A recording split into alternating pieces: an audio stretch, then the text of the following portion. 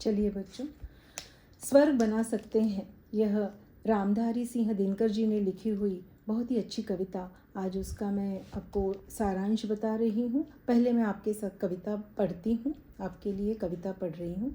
धर्मराज यह भूमि किसी की नहीं, कृत है दासी। यह जन्मना समान परस्पर इसके सभी निवासी। सबको मुक्त प्रकाश चाहिए, सबको मुक्त समीरण, बाधा रहित विकास, मुक्त आशंकाओं से जीवन। लेकिन विघ्न अनेक अभी इस पथ पर अड़े हुए हैं, मानवता की राह रोककर पर्वत अड़े हुए हैं। न्यायोचित सुख सुलभ नहीं जब तक मानव मानव को, चैन कहाँ धरती पर तब तक शांति कहाँ इस भव को। जब तक मनुज मनुज का यह सुख भाग नहीं सम होगा, शमित न होगा कोलाहल, संघर्ष नहीं कम होगा।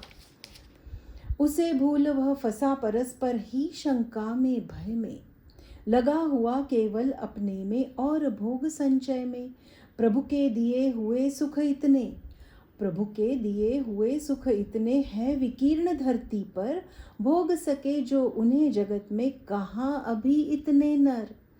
सब हो सकते तुष्ट एक सा, सब हो सकते तुष्ट एक सा, चाहे सुख सब सुख पा सकते हैं, चाहे तो पल में धरती को स्वर्ग बना सकते हैं। रामधारी सिंह दिनकर जी ने इस धरती को हम कैसे स्वर्ग बना सकते हैं, इस प्रश्न का समाधान पूर्वक उत्तर दिया हुआ है। अब ये कविता है कैसे और क्या है इसमें, हम ये भी पढ़ते हैं। इस कविता को धर्मराज यह भूमि किसी की नहीं, कृत है दासी, धर्मराज को उद्देश्य धर्मराज को बताते हुए कह रहे हैं। कैसे? भीष्म पितामह धर्मराज युधिष्ठिर को अपने जीवन का अंतिम उपदेश दे रहे हैं। अंतिम उपदेश देते हुए कहते हैं कि प्रत्येक मनुष्य को यहाँ सुख मिलना ही चाहिए। इस धरती पर सबको सुख समान भाग से मिलना चाहिए। इस धरती पर जितने भी सुख सुविधाओं को ईश्वर प्रदत्त सुख सुविधाएं हैं हमारे लिए, वो सारी सुख सुविधाएं सभी को समान मात्रा में मिलनी चाहिए, न किसी को कम न किसी को ज़्यादा। अब ये कौन सी सुख सुविधाएं उनकी बात की जा रही है? हवा, प्रकाश, प्राणवायु, पानी, जल पानी एक ही हुआ। ये सारी जो बातें हैं इनको समानता से हम सब में समानता से मिलनी चाहिए। तभी इस धरती पर जो शोर है, जो कोलाहल मचा हुआ है, उस कोलाहल को हम शांत कर पाएंगे। और ये कोलाहल कैसे शांत करते हैं, यहाँ किस तरीके से अड़चने हैं, बाधाएं हैं, ये इस कविता में बताया गया है। ये इसकी व्याख्या है। वो कहते हैं कि परस्पर लड़ाई झगड़े यहाँ तब कम होंगे जब सभी को इन सारी सुख सुविधाओं को प्राप्त करने का समान हक होगा। लोग आपस में ही लड़ते झगड़ते हैं, परस्पर विश्वास का यहाँ अभाव हो गया है। सब स्वार्थी बन गए हैं, सभी को जो भोग संचय है अपने लिए ही चाहिए, दूसरों का विचार यहाँ नहीं कर रहे हैं।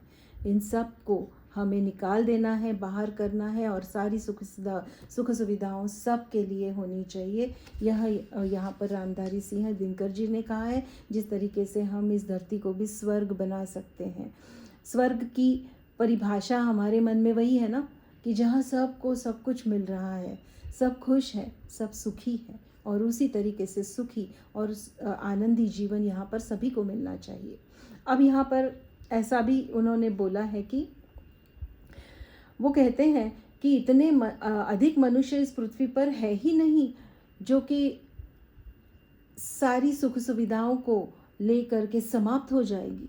ईश्वर ने इतनी सारी सुविधाएं हमारे लिए उपलब्ध करके दी है, और वो भी निःशुल्क दी है। शुल्क यानी कि कीमत, मूल्य, बिना कोई मूल्य लेते हुए ईश्वर ने हमें ये सब कुछ प्रदान किया है। उसके लिए हमने नहीं झगड़े करने चाहिए। उस सारी बातों को हमें सब में आपस में समानता से मिल बांट कर खाना चाहिए, लेना चाहिए। तो यहाँ पर उन्होंने प्रभु के दिए सुख, यानी कि प्रभु ने जो भी हमें दिया हुआ यहाँ पर वरदान के स्वरूप में दिए हुए जो सुख सुविधाएं हैं वो है। मानवता की राह रोक कर पर्वत अड़े हुए हैं, इस बात का आशय कैसे स्पष्ट करोगे आप? स्वर्ग बना सकते हैं, यह जो रामधारी सिंह दिनकर जी ने लिखी हुई कविता है, उसमें वो कहते हैं कि यहाँ पर लोगों लोगों में बहुत वाद विवाद और झगड़े हैं। यहाँ इन झगड़ों का कारण जो है वो बाधा हुआ है लोगों के विकास में। वो कहते हैं सभी लोग प्राकृतिक उपादानों का समान रूप से उपयोग कर सकते हैं, किंतु लोगों को यह अधिकार प्राप्त नहीं हो पा रहा है। यहाँ पर इस मार्ग में अनेक बाधाएं हैं, समानता, असमानता, वर्ग, नीच, उच्च, ये सारी जो बाधाएं हैं उन सबको पार करके हमें मानवता की राह पकड़नी चाहिए। इस मानवता की राह में ये जो बाधाएं हैं वो पर्वत समान ऊंची खड़ी हुई हैं और उन बाधाओं को तोड़ना हमारा काम है, हमने वो करना ही चाहिए। अगला है प्रश्न, न्यायोचित सुख सुलभ नहीं जब तक मानव मानव को, इसका भाव कैसे स्पष्ट करेंगे? न्यायोचित, न्याय और उचित मतलब कि सभी को समान हक का, अपने अपने न्याय। मनुष्य ने जन्म लिया है, प्राणियों के यहाँ जितने भी जीव हैं ये प्राणियों को, मनुष्यों को न्यायोचित सुख मिलना चाहिए। वो कहते हैं कि वे पितामह का उपदेश यह है कि प्रकृति प्रदत्त वस्तुओं पर संसार के सभी मनुष्यों को समान अधिकार होना चाहिए, किंतु ऐसा नहीं हो रहा है। यह निश्चित है कि जब तक सभी मनुष्यों को न्याय के द्वारा उचित सुख प्राप्त होगा तब तक इस धरती पर अमन, चैन, शांति नहीं हो सकती, और इसलिए न्यायोचित सुख सुलभ सभी को मिलना ही चाहिए। भीष्म पितामह के अनुसार संसार में सुख शांति लाने के लिए क्या आवश्यक है? अर्थात उनका यही कहना है कि सब व्यक्तियों को समान अधिकार मिलना चाहिए। सुख शांति लाने के लिए प्रकृति प्रदत्त वस्तुओं पर भी समान अधिकार होना ही चाहिए। किसी भी प्रकार की कोई बाधा इसमें नहीं आनी चाहिए।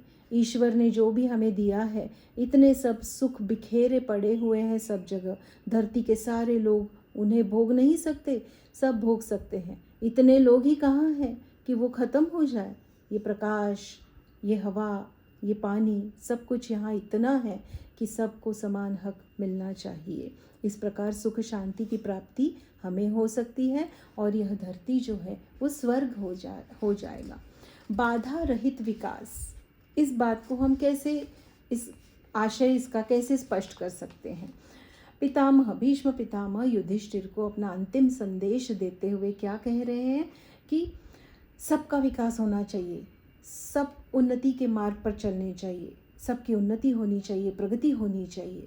परंतु यह उन्नति और प्रगति करते हुए कितने बाधाएं बीच बीच में आती है, और यह बाधा जो है वो मनुष्य को प्रगति की ओर ले जाने के लिए रोक देता है। इस तरीके से तो बाधा आएगी तो फिर विकास होना मुश्किल है। वो कहते हैं कि उन्नति में किसी भी प्रकार के विघ्न और बाधा नहीं आनी चाहिए। जब संसार के सभी प्राणियों को समान रूप से विघ्न रहित प्रकृति के उपहार प्राप्त होंगे तब मनुष्य उन्नति के मार्ग पर अवश्य अग्रसर होगा, अवश्य वो आगे जाएगा, आगे बढ़ेगा, इसमें कोई संदेह नहीं है। इस तरह बाधा रहित विकास सभी प्राणियों का, सभी मनुष्यों का होना चाहिए, क्योंकि ईश्वर ने तो यह संसार निर्माण करते हुए कभी नहीं कहा है कि इस मनुष्य ने आगे जाना है, इसने नहीं जाना है, इस प्राणी ने आगे भागना है, इसने नहीं भागना है, ऐसा कुछ नहीं है। तो उनका यही कहना है कि बाधा रहित विकास सभी में होना चाहिए। लेकिन विघ्न अनेक अभी इस पथ पर अड़े हुए हैं। किस पथ पर? बाधा रहित विकास हमें चाहिए, तो कहा विकास के पथ पर अनेक विघ्न पड़े हैं। ये विघ्न क्या है? ये विघ्न ऊंच नीच मनुष्यता की राह पर आने वाली जो बाधाएं होती है वही बाधाएं हैं, और अभी उन बाधाओं को खत्म करके हमें आगे बढ़ना चाहिए। भीष्म पितामह के अनुसार संसार को कब तक चैन और शांति प्राप्त नहीं होगी? जब तक प्रकृति की वस्तुओं का समान वितरण, अर्थात प्रकृति द्वारा प्रदत्त भूमि का वितरण समान नहीं होता तब तक। इसका अर्थ यही है कि प्रकृति द्वारा दिए गए सारी सुख सुविधाएं सभी मनुष्यों में समानता से बांट देनी चाहिए, तभी हमारा विकास होगा और शांति प्राप्त होगी। शांति कहाँ? इस भव को, भव यानी संसार, और शांति नहीं है इन संसार में, कोलाहल मचा है, शोर मचा हुआ है। और यह कोलाहल, यह शोर, इसे हम कैसे शांत कर सकते हैं? तो सभी का प्रश्न इस कविता में यही है कि सभी को सारी ईश्वर प्रदत्त वस्तुओं का समानता से वितरण हो, तभी इस भव को शांति मिल सकती है। कोलाहल शांत होने और संघर्ष कम होने के लिए क्या करना आवश्यक है? कोलाहल शांत होना और संघर्ष कम होने के लिए हमें मानवता की राह पर चलना चाहिए। इस मानवता की राह पर चलते हुए जितनी भी बाधाएं बीच में आती है, उन बाधाओं को मिटा देना चाहिए, सभी को समान हक देना चाहिए। और इसी तरह क्या होगा? इसी तरह न्यायोचित सुख सुलभ होगा और इस धरती को हम स्वर्ग बना पाएंगे। बच्चों, यह बहुत ही अच्छी कविता है। इस कविता के माध्यम से कवि ने जो भी संदेश हमें दिया है, वो संदेश आज भी हम लागू कर सकते हैं कि इस धरती को स्वर्ग हमें बनाना है। इस स्वर्ग बनाते हुए हमने क्या करना चाहिए, यह समाधान भी इस कविता के माध्यम से कवि ने हमें दिया है। आप इस कविता को ज़रूर पढ़ें और इस कविता को पढ़ते हुए और भी कुछ चाहिए हो तो मुझे कमेंट में लिखिए। आपको मेरा चैनल पसंद है तो ज़रूर सब्सक्राइब कीजिए। All the best.